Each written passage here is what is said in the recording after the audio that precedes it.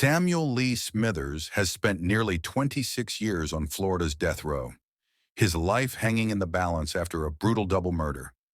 In 1996, he beat and strangled two women, Christy Cowan and Denise Roach, leaving their bodies to rot in a desolate pond, a crime so chilling it shocked even seasoned investigators.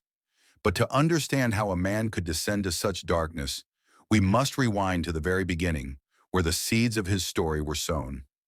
Hit that like button and subscribe to be part of our growing community.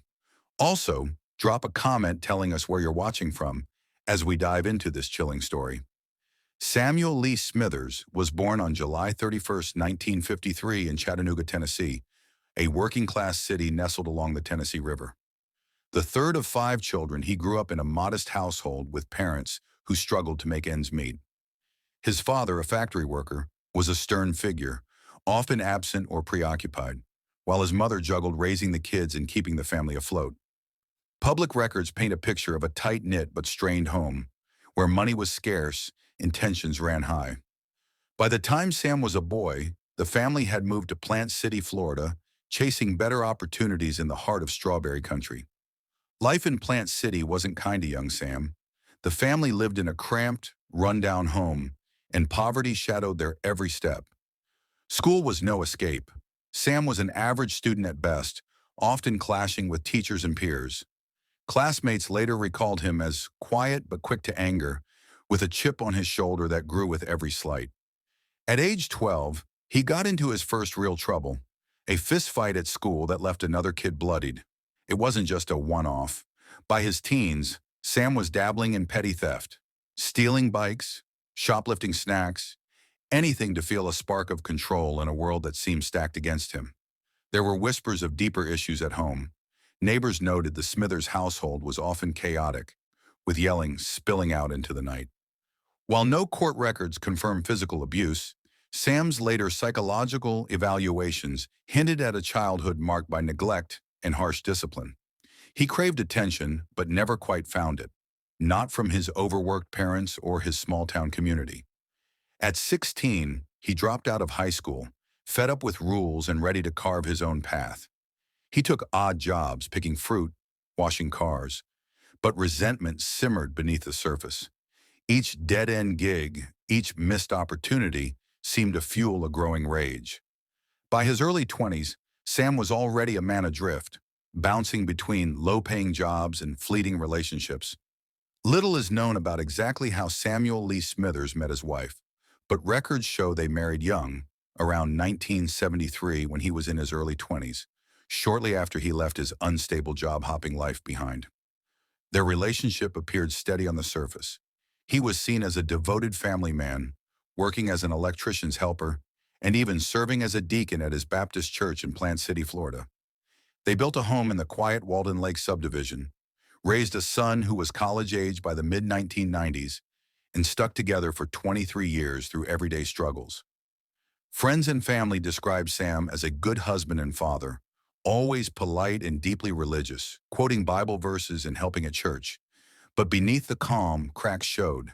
Sam's temper flared in private, quick bursts of anger that strained their bond, fueled by his deep-seated resentment from a hardscrabble youth.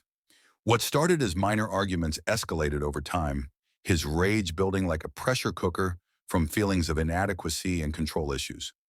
By the 1990s, he strayed, getting involved in a secret arrangement with a young probationer named Mimi, trading favors for sex while supervising her community service. This hidden side hinted at deeper frustrations, setting a dangerous pattern.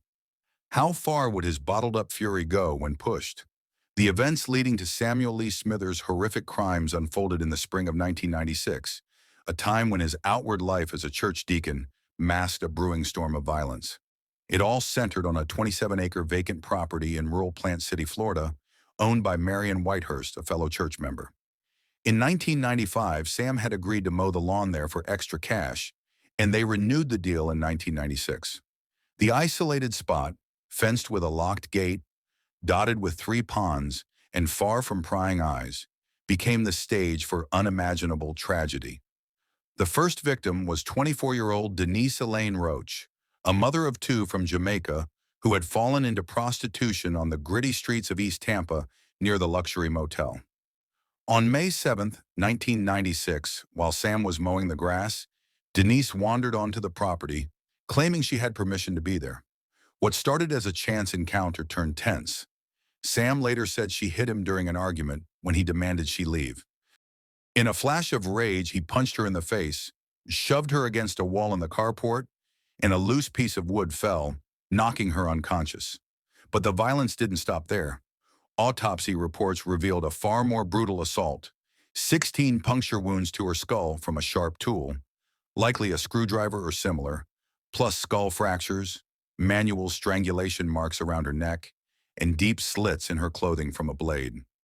Her death was a torturous mix of stabbing, beating, and choking, her body dragged to one of the property's murky ponds the next day, May 8th, where it began to decompose in the warm Florida water. Denise's young children were left without a mother, her dreams of a better life shattered in a moment of senseless cruelty that haunted her family forever. Just weeks later, on May 26, 1996, the same day Sam mowed the lawn and collected payment from Whitehurst, tragedy struck again.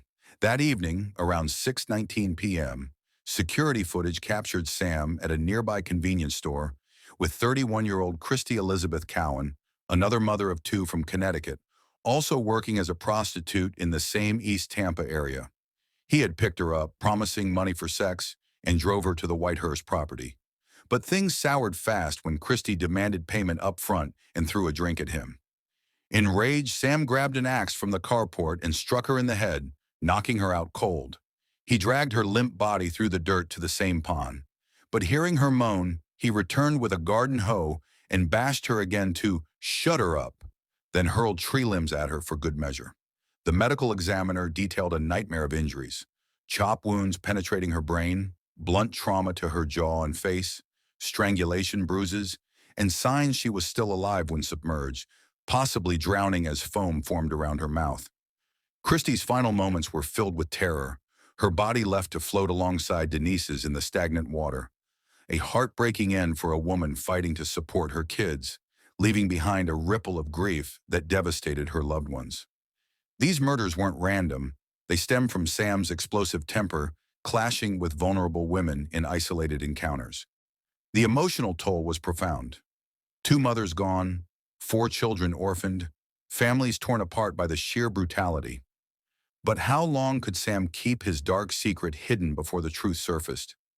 In the immediate aftermath, Samuel Lee Smithers acted like nothing had happened, coolly covering his tracks.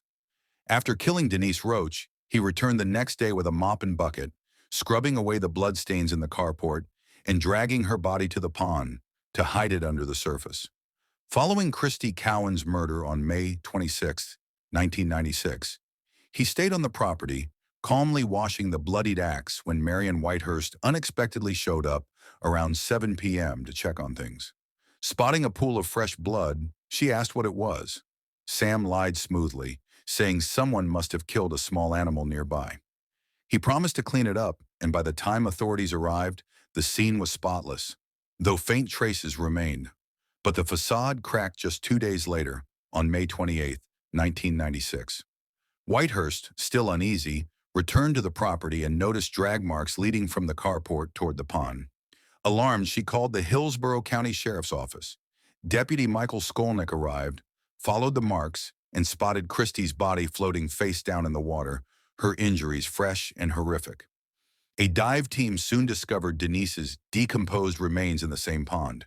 Evidence piled up quickly: a condom wrapper in the house, Sam's fingerprint on a kitchen cabinet, DNA from Denise's blood on the carport floor, and that damning convenience store video showing him with Christy hours before her death. That night, detectives visited Sam's home in Walden Lake. He seemed cooperative, agreeing to go to the sheriff's office for questioning with his wife by his side. But things soon took a wild turn. As the noose of suspicion tightened around Samuel Lee Smithers in late May 1996, he clung desperately to a flimsy shield, a shadowy alibi that painted him as an innocent bystander in his own nightmare. Under the harsh lights of the Hillsborough County Sheriff's Office interrogation room, The 42-year-old church deacon spun a wild yarn about a mysterious drug dealer known only as Mr. X. Sam claimed this phantom figure had lured the women to the Whitehurst property, committed the murders in a fit of rage over unpaid debts, and planted evidence, like his fingerprint on a kitchen cabinet and DNA traces, to frame him as the fall guy. His wife sat by his side, stunned but supportive, as he wove the tale with tears in his eyes, insisting he was just in the wrong place at the wrong time. Detectives exchanged glances. It sounded like something out of a bad crime novel, but they had to test it. The alibi crumbled faster than a house of cards in a hurricane. The very next morning, on May 29, 1996, Sam strapped into a polygraph machine for what he hoped would be his ticket to freedom. But the needles danced wildly, betraying every lie. The machine screamed deception on questions about his involvement. Detectives leaned in, pressing harder. Where were you really on May 7th and May 26th? Sam's resolve shattered. In a gut-wrenching breakdown, he confessed to both killings, admitting the arguments with Denise Roach and Christy Cowan had ignited his fury, leading to the brutal beatings, stabbings, and stranglings. The Mr. X story? A desperate invention born of panic. Forensic evidence sealed the coffin. Security footage from the convenience store showing him with Christy just hours before her death. Blood matching the victims on the carport floor, and his own tools. The axe, the hoe, the sharp implement, linked directly to the wounds.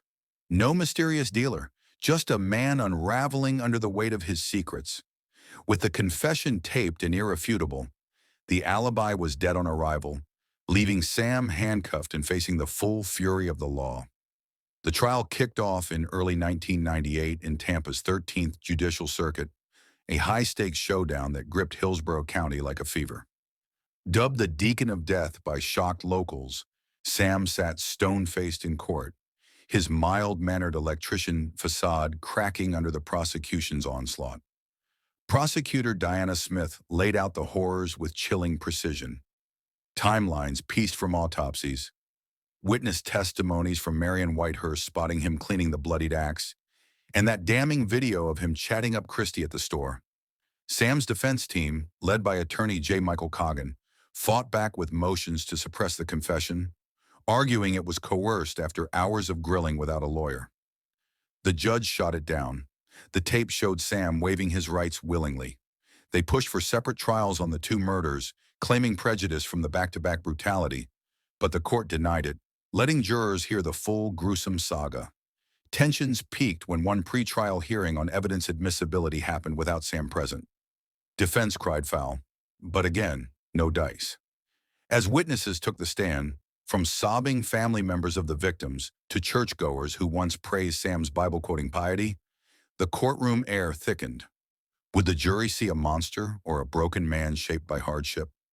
After weeks of testimony, the jury of 7 women and 5 men retreated on June 24, 1999, to deliberate the fate of the man who'd hidden such evil behind a deacon's smile. Hours stretched into a nail-biting standoff. Rumors swirled of deadlock, with jurors torn over Sam's double life and the sheer savagery inflicted on 2 vulnerable mothers. But unity came swiftly. On June 25, 1999, they returned unanimous guilty verdicts on both counts of first-degree murder, their faces grim as they recounted the evidence that left no room for doubt. The penalty phase followed like a thunderclap, with prosecutors hammering aggravating factors. The cold, calculated premeditation in luring the women to that isolated hell. The heinous nature of the attacks that involved torture-like beatings and drownings. Defense countered with mitigators. Sam's stable family, his church service, even psychological evaluations showing no psychosis, but hinting at head injuries from youth that might have simmered his rage. A state witness slipped in talk of lack of remorse, nearly derailing the proceedings with a mistrial motion. Denied, but it hung like a storm cloud. In a unanimous 12-0 vote, the jury recommended death twice over, sealing Sam's path to the row. Judge Daniel D. Diskey, weighing the scales in a somber hearing later that summer of 1999, followed suit. 2 death sentences handed down on August 27, 1999, for the lives he'd stolen.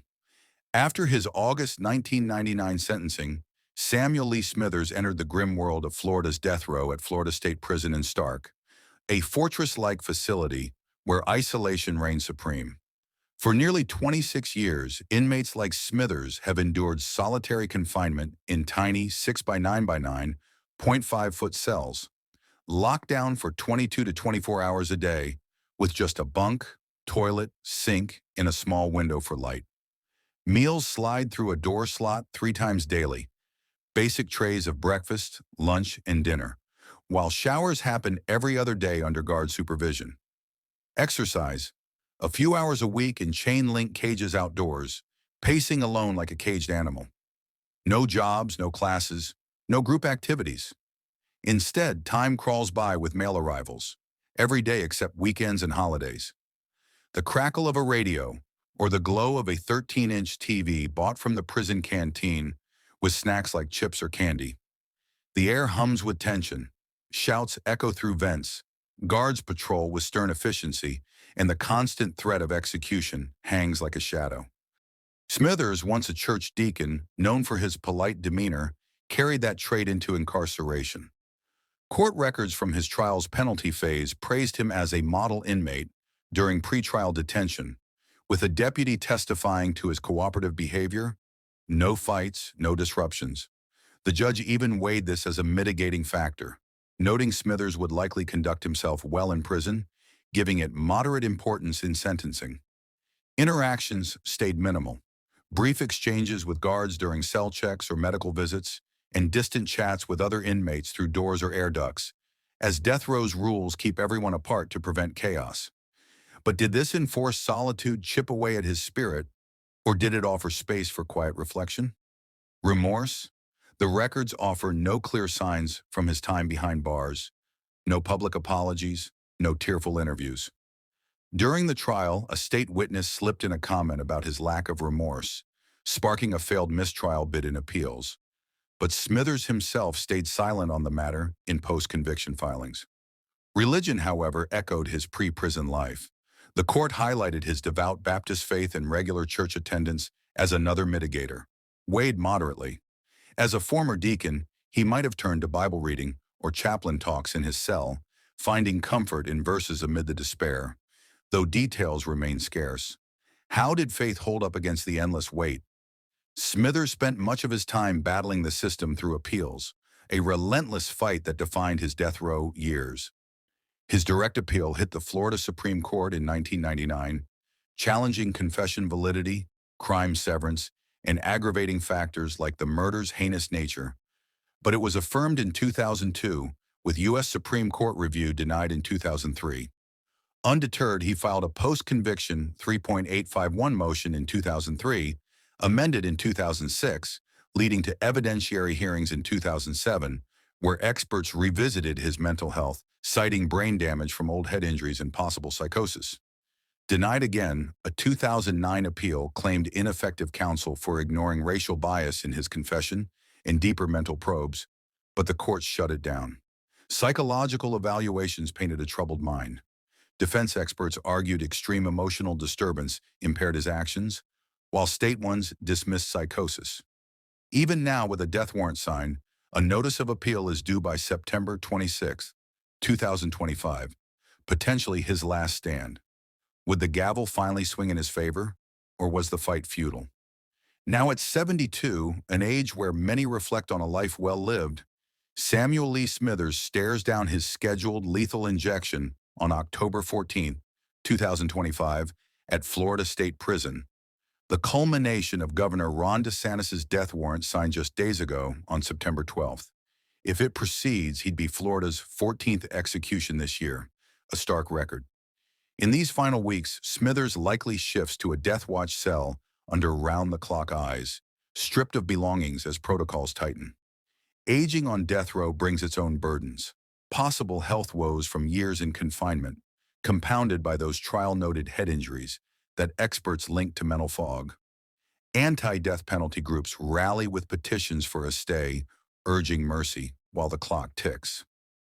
But as the date nears, one wonders, will a last-minute reprieve arrive, or will the needle seal his fate? Samuel Lee Smithers' journey from small-town deacon to death row fixture forces us to confront the raw edges of crime, punishment, and redemption.